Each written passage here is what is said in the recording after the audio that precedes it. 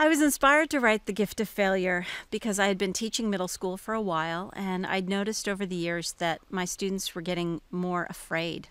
They were getting a lot less willing to take risks, to take emotional challenges, intellectual challenges. They were even afraid to write rough drafts.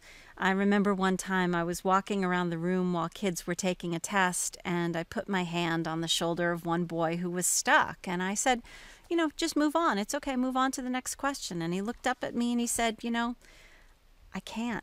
And he couldn't. He couldn't move on because he was so freaked out by the fact that he was going to get a question wrong. And in the end, he failed the test because he couldn't move past question 2. So I started thinking about what exactly was going wrong. And as a teacher, my first inclination is to blame the parents. That's sort of where we go first.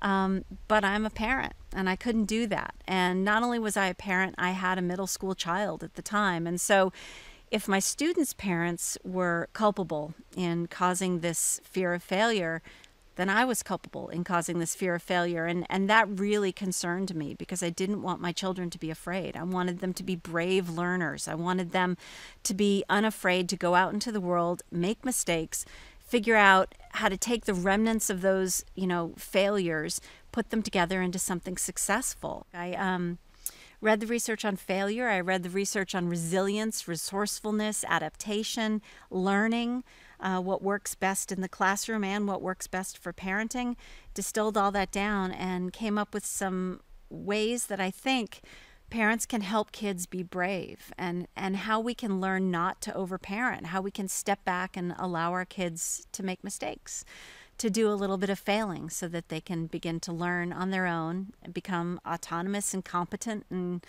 capable kids out there in the world.